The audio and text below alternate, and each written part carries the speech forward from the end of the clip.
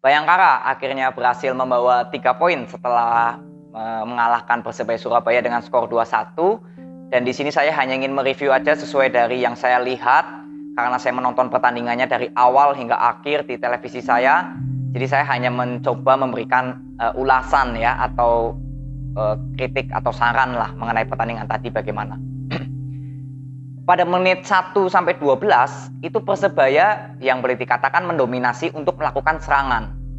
Dan di menit 13 sampai menit ke-22-an itu Bayangkara yang mendominasi melakukan serangan.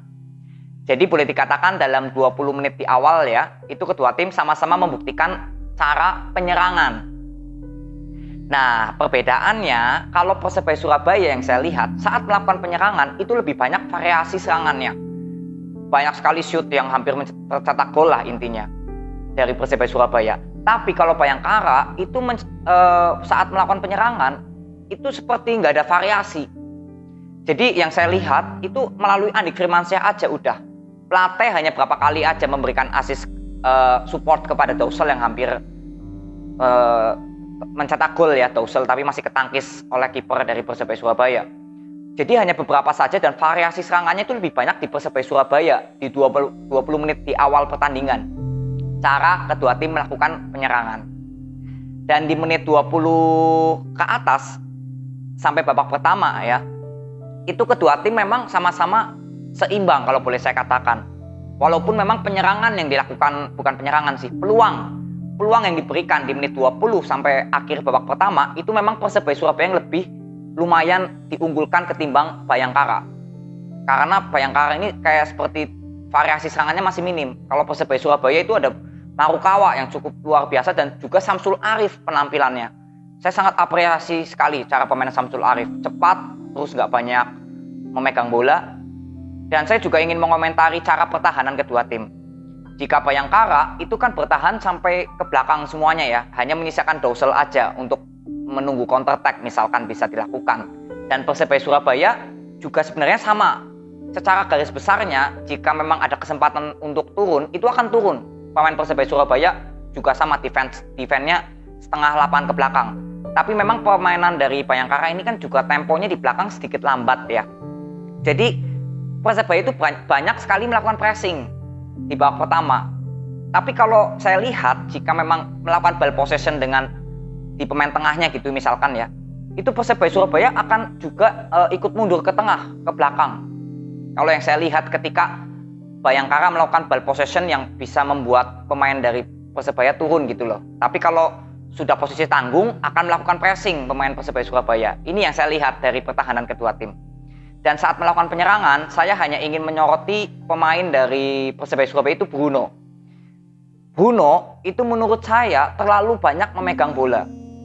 Ini adalah bagian dari cara menembus pertahanan Bayangkara. Karena Bayangkara boleh dibilang itu pertahanannya sangat rapat jika Persebaya memainkan tipe bola possession. Dan Bruno itu berapa kali saya lihat terlalu lama membawa bola. Beda dengan Marukawa. Marukawa ini kalau misalkan membawa bola itu melakukan intercept ke dalam kotak penalti atau intinya membawa bagaimana caranya bola itu masuk ke area penalti musuh. Nah kalau Bruno itu enggak, yang saya lihat terlalu lama. Jadi membutuhkan waktu yang sepersekian detik itu membuat pemain dari Bayangkara itu sudah kembali lagi bertahan. Ini perbedaannya saat Bruno dan Marukawa yang saya lihat. Jadi nanti saya sambil jelaskan di babak kedua kenapa Bruno menjadi salah satu pemain yang saya lihat penampilannya kurang mendukung kalau yang saya lihat ya. Dan Bayangkara juga memang Plate sampai ikut turun ke sisi sebelah kiri ikut membantu pertahanan. Jadi benar-benar pertahanan dari Bayangkara boleh dibilang rapat sekali ya di pertandingan kali ini, walaupun memang di babak pertama Marukawa berhasil mencetak gol dan itu boleh dikatakan passing yang salah oleh Dousel. Dousel memberikan assist passing ya mau ke pemain belakangnya Bayangkara tapi mampu diambil oleh Marukawa dan Marukawa sangat luar biasa menggocek Anderson Sales ya, lalu sempat mengontrol bola juga dan akhirnya shoot melalui kaki kanannya ke tiang pojok sebelah kanan. Sangat luar biasa ya. Saya melihat juga wah Messi ya, seperti Messi kalau saya lihat permainannya. benar-benar Marukawa luar biasa. Memang nggak usah diragukan lagi Marukawa ini, skill dan cara visi misinya itu bagus banget. Itu. Jadi di babak pertama unggul 1-0 Persebaya Surabaya. Lalu masuk babak kedua. Nah, ini ada beberapa strategi yang cukup menarik dilakukan oleh kedua pelatih, baik Persebaya dan Bayangkara. Di babak kedua itu pertandingan mulai. Dan memang di sini boleh dibilang di 15 menit awal atau sebelum terjadi pergantian pemain, kita lihat ya, di menit ke 50, berarti 10 menit di awal, 12 menit di awal pertandingan di babak kedua, itu Persebaya juga seimbang, masih mengimbangkan Bayangkara, walaupun memang Persebaya memang terlihat lebih sedikit soft ya, atau santai, nggak seperti di babak pertama yang melakukan banyak bermain cepat, lalu pressing juga gitu ya. Tapi di babak kedua lebih soft, lebih santai, dan lebih menahan bola gitu loh, nggak buru-buru melakukan serangan. Dan memang di menit 52 kan Rahmat Irianto bermain ya, menggantikan Hidayat. Oh ya, by the way, Hidayat bermainnya luar biasa bagusnya ya. Hidayat ini pemain DM dari Persebaya Surabaya itu bagus banget. Lalu memasukkan Valport ya, menggantikan Samsul Arif. Jadi ada 2 pemain yang masuk. Dan saya melihat permainan Persebaya Surabaya di babak kedua itu memang terlihat strategi dari Aji Santoso ya, itu sangat terlihat ingin bermain sedikit soft, jadi nggak cepat-cepat membangun serangan. Sebenarnya itu nggak masalah ya, strategi bebas-bebas aja, tapi menurut saya memang kurang pas di saat diterapkan kondisi Persebaya cuma unggul 1-0. Mungkin kalau sudah unggul 2-0 pun ya nggak masalah, atau misalkan memang mau bermain pelan atau melakukan ball possession, itu bisa di menit-menit 75 ke atas lah katakan.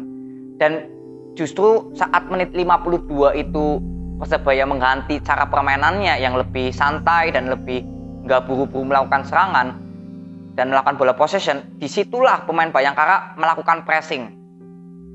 Karena bola possession kembali lagi dimanfaatkan oleh Persebaya Surabaya.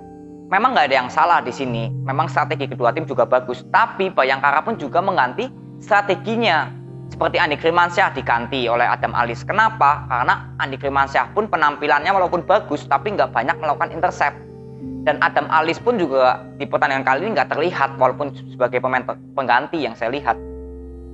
Jadi permainan dari Bayangkara di babak kedua itu lebih cenderung bagus saat melakukan penyerangan. Jadi kedua tim tetap sama-sama melakukan penyerangan, tetap sama. Tapi Bayangkara ini lebih terlihat efisien. Nih, berbanding terbalik di babak pertama. Kalau babak pertama tadi kan saya bilang Persebaya yang lebih banyak untuk peluang golnya ya, cara melakukan penyerangannya. Tapi di babak kedua justru Bayangkara yang lebih banyak peluang untuk mencetak gol, seperti itu kesimpulannya. Dan di babak kedua pun juga Persebaya nggak banyak peluang yang saya lihat. Dan kembali lagi juga Bruno yang saya ingin soroti di sini, terlalu lama membawa bola. Berapa kali pemain dari Bayangkara bisa di counter attack itu nggak bisa dimanfaatkan ketika bola sampai ke Bruno. Terlalu lama dan membuat pemain Bayangkara ini sudah cepat balik ke pertahanannya. Jadi bahwa saya nggak ngomong Bruno pemain jelek, bukan ya, skillnya bagus, saya tahu skillnya bagus, terlihat juga saat lawan PSM. Tapi speednya itu ada tapi acceleration-nya tuh nggak ada ya. Jadi acceleration itu di saat pemain diam terus lari. Nah itu Bruno ini belum terlihat banget di situnya. Beda dengan Marukawa yang speed dan acceleration-nya tuh juga punya ya, cepat gitu. Ini perbedaannya yang saya lihat. Jadi Bruno terlalu lama membawa bola yang saya lihat. Dan untuk Bayangkara juga semua pemain di babak kedua itu terlihat benar-benar mendominasi ya. Semua pemainnya itu benar-benar terlibat dalam melakukan penyerangan yang bertubi-tubi ke Persebaya Surabaya, walaupun juga sebenarnya nggak banyak peluang juga dari Bayangkara, hanya serangannya lebih banyak ketimbang Persebaya di babak kedua. Ya wajar ya, namanya tim ketinggalan. Nah akhirnya gol tercipta lewat Plate. Nah itu juga support yang cukup bagus yang nggak dipunyai Bayangkara di babak pertama, bahwa support kepada Tausel dan juga Plate kan masih sangat minim ya boleh dibilang. Tapi di pertandingan babak kedua itu memang strategi dari pelatih Bayangkara ya, Munster itu sangat terlihat jelas. Support yang diberikan kepada Tausel itu jauh lebih banyak di babak kedua. Dan terbukti gol dari Plate, assist dari headingan Tausel, lalu gol kedua dari Tausel itu lewat Anderson Sales assistnya. Itu juga bagus sekali ya assist yang diberikan. Jadi benar-benar boleh dibilang 2 gol yang tercipta oleh Bayangkara itu melalui bola atas ini. Jadi ada beberapa yang saya tarik kesimpulan saat melakukan pertahanan Persebaya Surabaya ya, saat melakukan pertahanan itu cenderung lebih fokus kepada bolanya, tidak melihat pergerakan pemain lainnya. Ini yang saya lihat. Dan Rizky Ridho di gol pertama oleh Plate telat ya mengantisipasi pergerakan Plate yang di belakangnya sudah melakukan intercept terlebih dahulu. Lalu gol kedua juga itu terlihat jelas Dousel tidak ada yang mengkawal, justru head to head dengan kiper di atas udara dan dimenangkan oleh Dousel. Jadi secara permainan saya sangat melihat pergantian strategi kedua pelatih yang cukup bagus, ada tarung menarung ya secara strategi. Dan di luar dari hasil kekalahan Persebaya Surabaya dan kemenangan Bayangkara, saya nggak banyak mengomentari, hanya saja saya melihat bahwa kesimpulannya gitu ya, Persebaya Surabaya sudah bermain bagus seperti di babak pertama, bermain cepat. Dan Marukawa jika bermain cepat itu sangat terlihat bagus, berbeda saat lawan PSM. Temponya Persebaya kan sedikit lambat ya saat menyerang lawan PSM. Dan di sini lawan Bayangkara bermain terbuka, jadi Marukawa pun juga sangat pede saat membawa bola. Kembali lagi gitu loh performnya. Karena bermain cepat Persebaya Surabaya. Ini yang saya lihat dari Marukawa. Dan juga Bruno yang saya lihat terlalu banyak menggiring bola. Skillnya bagus saya bilang. Tapi kalau alangkah lebih bagusnya, skill itu digunakan untuk melakukan intercept ke dalam kotak penalti Bayangkara. Ya, tapi yang saya lihat Bruno di pertandingan kali ini saya nggak melihat Bruno melakukan intercept ke dalam kotak penalti musuh. Justru malah Marukawa yang beberapa kali hampir mencetak gol ya di menit 78. Marukawa lewat kaki kirinya masih melenceng di pinggir gawang.